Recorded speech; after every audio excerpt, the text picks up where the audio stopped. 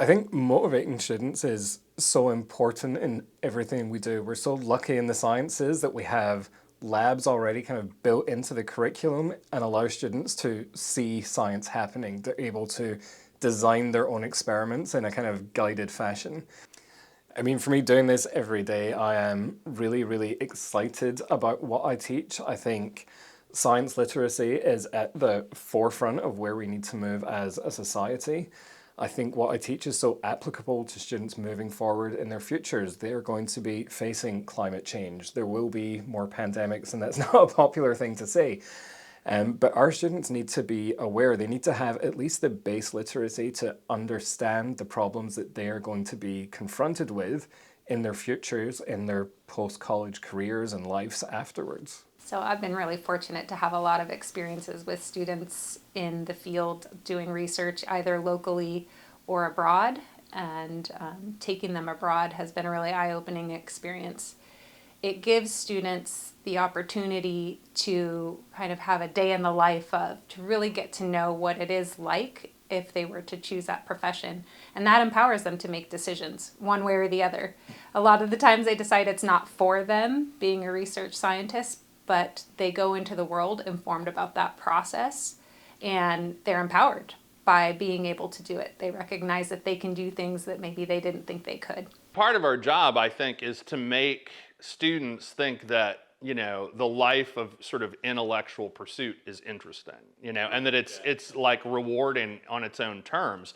So we have to be modeling that. We have to be rewarding ourselves by always being intellectually engaged. And, whether or not that material is coming directly back in the classroom, I think just for students to see, oh, this is what it looks like to have a vigorous intellectual life that's constantly changing and renewing itself.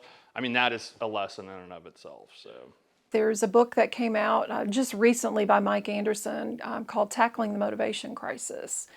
And he talks about 6 different factors, one of those being autonomy.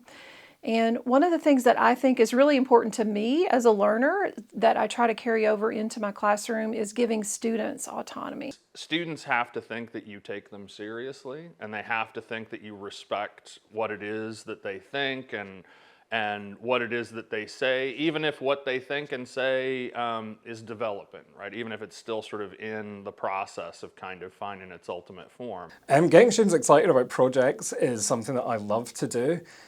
Some of my classes, it's just a case of taking them outside and getting them to see the things that we're talking about in class and the world around them. One of the activities I do with students in our Biology 2 classes is to take them outside and have them make little 2-minute documentaries themselves on their phone.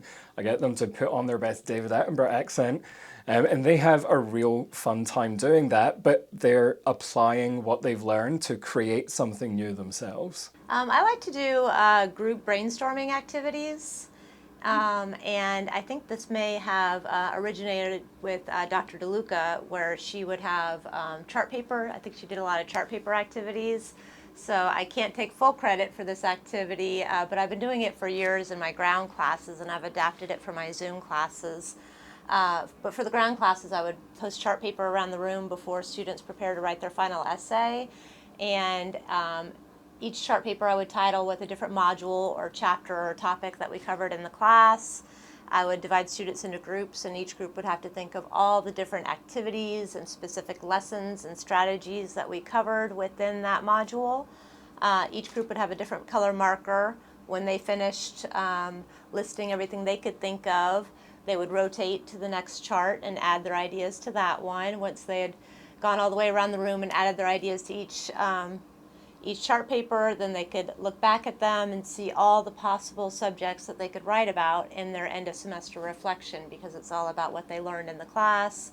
So it's a good way to get students talking and thinking and sharing ideas on what they could write about. I also use Socratic seminars sometimes, where students are placed in circles. We have an inner circle where a conversation is happening, an outer circle where students are observing. They may be taking notes, they may be creating questions for themselves, and then they switch places. So the students who are in the outer circle come to the inner circle to engage together. And then those original speakers are on the observer side. Another thing that I think excites students and gets them interested in engaging in scholarly projects is trying to connect those to their real life. So I offer my students opportunities to either participate in some sort of community service or service learning, and that helps expose them to the reasons why we're asking them to do this work, and then they're more invested to do it. I'm not sure that I ever think in terms of how do I motivate my students. I tend to think more, how do I show them that I'm motivated, and what are the things that I'm really passionate about. And a lot of what I do in my own research, and then what I'm doing in my teaching, is thinking about how knowledge is interconnected, and how forms of knowledge and knowledge is produced is connected throughout different traditions, different disciplines over time. And so I allow them and engage them in those moments, in those conversations, and then let them find their own connections. So actually recently we were reading Shirley Jackson's The Lottery, and we're talking about sort of the tradition and the Gothic tradition, and a student says, "Oh, have you seen Squid Game on Netflix?" "Yeah, I love Squid Game." And then another student's like, "Oh, did you see that TikTok that was like talking about how a lot of specific scenes in Squid Game are based off of these very famous paintings, and a lot of them are Gothic in nature." And so there's something about tying the sort of Gothic art and literature tradition to this very popular TV show about this sort of form of sacrifice, right? That they are then all of a sudden they're making these connections. They're like, "Oh, all this stuff means something. Let's talk about what that might mean." And then I see them get really excited. And a lot of the conversations we have, even in my live online classes, are just so engaged, and the students like really want to hit these points. And then it really makes them feel like what they're doing is not just for me, and it's not just for my class, but they're actually learning about knowledge formations and connections, and how all of this is interconnected in their other classes. Then I think a lot of the times they feel like, well, this isn't just a general ed class anymore, right? And that the importance of general ed classes is not just to fulfill something for a degree requirement, but that it's really trying to show them that all of this knowledge is interconnected, and that you can build upon this, right? And so when you're in my class, you're taking this knowledge, taking the connections you're forming, and then moving them on to the next one, and then you're just going from there, right? Until you sort of built this base. And that's really important for them. And it really, that's what drives them. That's when I see that passion come out. And I think that's what our job is. And that's the part of the job that I love the most.